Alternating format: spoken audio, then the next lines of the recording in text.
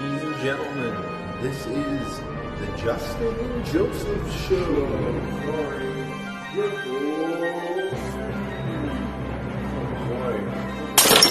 We forgot to pay the bills. Not again. Hey, what's up, guys? Triple C here. I'm Joseph. And I'm Justin. And welcome to J&J Show, episode 4, where we talk about what is a real Jeep. Ooh. A very controversial subject. Yeah, that's true. Anybody that has a Jeep some of them will know the hatred toward what's a real Jeep and what's not. So Go ahead and discuss that. Yeah. So, of course, just like we start out all of our videos, let's do a brief history lesson.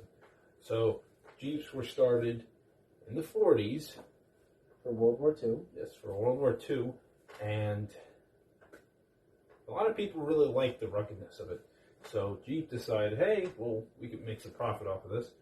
And let's start making civilian versions. Consumer-based, Exactly. Everything like that. So that's when the Jeep CJ happened. You had all the CJs up until the CJ8. Then it became Wranglers in 1989, correct me if I'm wrong, up until now where they still make Wranglers. And there's a few others along the way. But over time, what's been thrown around a lot is what is considered a real Jeep. So that's more of an opinion question. It is. But we're all about opinions on this show. Yeah, definitely. So we can be biased towards one opinion. Exactly.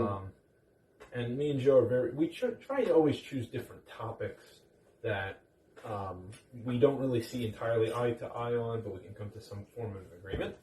And this is one of those. So a little bit of background. Joe drives a 2010 Jeep Wrangler. Yep. 4-door Sport. And Justin drives a 2018 Jeep Renegade Trailhawk. Yep. Now everybody knows those are the cars that really with the license plate 77553. So look out for him. No, that's not his real license plate. I'm only kidding with you guys. I will never say his real license plate. Anyway, back to what we were saying. So those are the cars that actually drive us around. So these are some pretty important cars to us. We're both Jeep guys. We both love off-roading.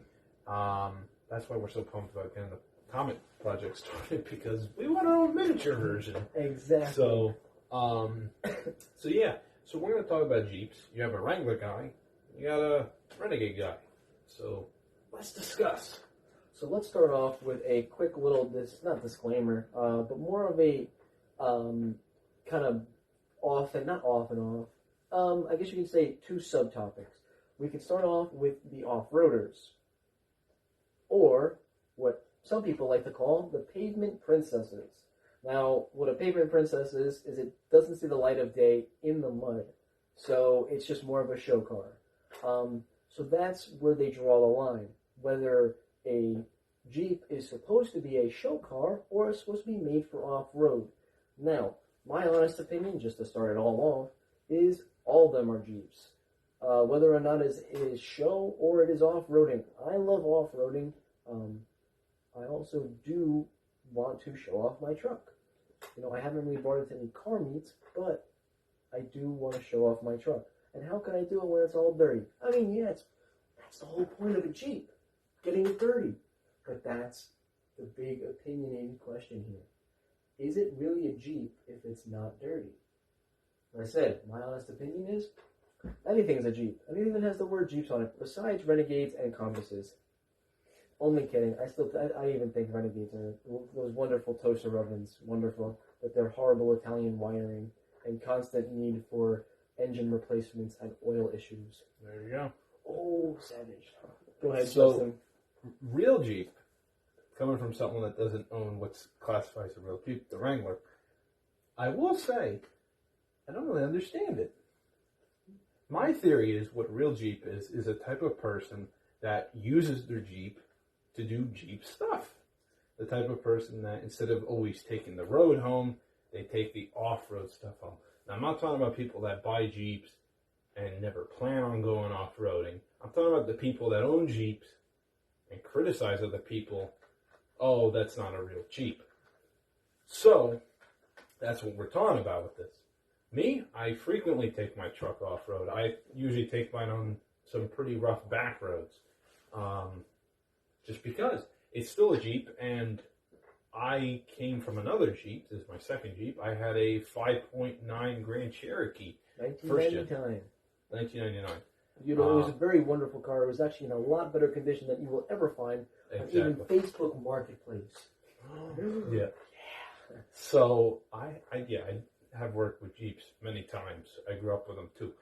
So I definitely think gatekeeping though with Jeeps, I definitely think that's not the thing you want to do. Because the thing is, there's only so far a Wrangler can go. That's my opinion. If a Wrangler is what's considered a real Jeep, well, the Wrangler can only go so far in terms of sales. Because you have an enthusiast versus a consumer. The consumers are always going to get the win. We know that there's been very many instances where that's happened. So if the Wrangler can't accomplish better gas mileage, which it's never going to do, it's also never going to ride as nice as some of the other cars. So when you really think about it, it's really enthusiast versus consumer, like I said, and the enthusiast to some extent is definitely going to lose compared to the consumer, and we see effects of that in the new Grand Cherokee. Has air suspension, pretty much everything except for the Wrangler. They all don't have solid axles anymore. Why? Because they ride bad.